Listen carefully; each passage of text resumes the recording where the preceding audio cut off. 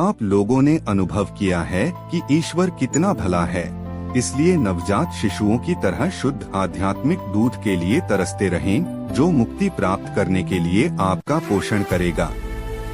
ईश्वरीय प्रजा का याजकत्व। प्रभु वह जीवंत पत्थर हैं, जिसे मनुष्यों ने तो बेकार समझकर निकाल दिया, किंतु जो ईश्वर द्वारा चुना हुआ और उसकी दृष्टि में मूल्यवान है। उनके पास आएं और जीवंत पत्थरों का आध्यात्मिक भवन बने। इस प्रकार आप पवित्र याजक वर्ग बनकर ऐसे आध्यात्मिक बलिदान चढ़ा सकेंगे जो ईसा मसीह द्वारा ईश्वर को ग्राह्य होंगे। परंतु आप लोग चुने हुए वंश, राजकीय याजक वर्ग, पवित्र राष्ट्र तथा ईश्वर की निजी प्रजा हैं, जिससे आप उसके महान कार्यों का बखान करें, जो आप लोगों को अंधकार से निकालकर अपनी अलौकिक ज्योति में बुला लाया। पहले आप प्रजा नहीं थे, अब आप ईश्वर की प्रजा हैं। पहले आप कृपा से वंचित थे, अब आप उसके कृपा पात्र हैं। प्यारे भाइयों, आप परदेशी और प्रवासी हैं, इसलिए मैं आपसे अनुरोध करता हूं कि आप शारीरिक वासनाओं का दमन करें, जो आत्मा के विरुद्ध संघर्ष करती हैं। गैरमसीहियों के बीच आप लोगों का आचरण निर्दोष हो। इस प्रकार जो अब आपको कुकर्मी कहकर आपकी निंदा करते हैं, वे आपके सत्कर्मों को देखकर ईश्वर के आगमन के दिन उसकी स्तुति करेंगे। सुसमाचार। संत मार्कुस का सुसमाचार 10:46-52। वे यरूशलेम के मार्ग पर आगे बढ़ रहे थे। ईसा शिष्यों के आगे आगे चलते थे। शिष्य बहुत घबराए हुए थे और पीछे आने वाले लोग भयभीत थे। ईसा बारहों को फिर अलग ले जाकर उन्हें बताने लगे कि मुझ पर क्या क्या बीतेगी। देखो, हम यरूशलेम जा रहे हैं। मानव पुत्र महायाजकों और शास्त्रियों के हवाले कर दिया जाएगा। वे उसे प्राणदंड की आज्ञा सुनाकर गैर यहूदियों के हवाले कर देंगे। उसका उपहास करेंगे, उस पर थूकेंगे, उसे कोड़े लगाएंगे और मार डालेंगे, लेकिन तीसरे दिन वह जी उठेगा। जेबेदी के पुत्र याकूब और योहन ईसा के पास आकर बोले, गुरुवर, हमारी एक प्रार्थना है, आप उसे पूरा करें। ईसा ने उत्तर दिया, क्या चाहते हो? मैं तुम्हारे लिए क्या करूं? उन्होंने कहा, अपने राज्य की महिमा में हम दोनों को अपने साथ बैठने दीजिए, एक को अपने दाएं और एक को अपने बाएं।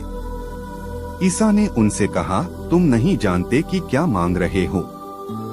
जो प्याला मुझे पीना है, क्या तुम उसे पी सकते हो? और जो बपतिस्मा मुझे लेना है, क्या तुम उसे ले सकते हो? उन्होंने उत्तर दिया, हम यह कर सकते हैं।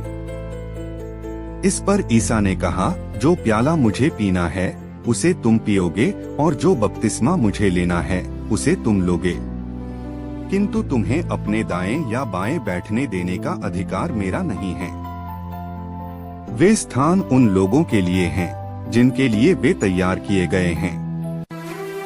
जब 10 प्रेरितों को यह मालूम हुआ तो वे याकूब और योहन पर क्रुद्ध हो गए।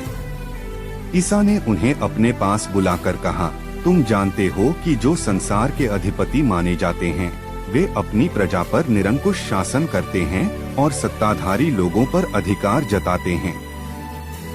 तुम में ऐसी बात नहीं होगी। जो तुम लोगों में बड़ा होना चाहता है, वह तुम्हारा सेवक बने, और जो तुम में प्रधान होना चाहता है, वह सबका दास बने। क्योंकि मानव पुत्र भी अपनी सेवा कराने नहीं, बल्कि सेवा करने और बहुतों के उद्धार के लिए अपने प्राण देने आया है। मनन चिंतन। बार्थेमेयुस शारीरिक रूप से अंधा होने के बावजूद भी प्रभु यीशु को मसीहा के रूप में देखता था। यह हमें याद दिलाता है कि हमें अपने जीवन में ईश्वर की उपस्थिति और कार्य को समझने के लिए भौतिक दृष्टि की आवश्यकता नहीं है। बार्थेमेयुस की तरह जिसने भारी भीड़ के बावजूद भी यीशु को देखा, हमें विकर्षणों और बाधाओं से परे अपने दैनिक जीवन में ईश्वर की उपस्थिति को महसूस करना सीखना चाहिए। बार्थेमेयुस हमें अटूट विश्वास के बारे में सिखाता है। लोगों के द्वारा हतोत्साहित किए जाने के बावजूद वह प्रभु यीशु को पुकारने में लगा रहा। इसी तरह हमें प्रार्थना में बने रहना चाहिए और प्रार्थना का उत्तर देने के लिए ईश्वर की विश्वासयोग्यता पर भरोसा रखना चाहिए। जब यीशु ने बार्थेमेयुस को बुलाया तो उसने तुरंत अपना वस्त्र फेंकते हुए इसका जवाब दिया।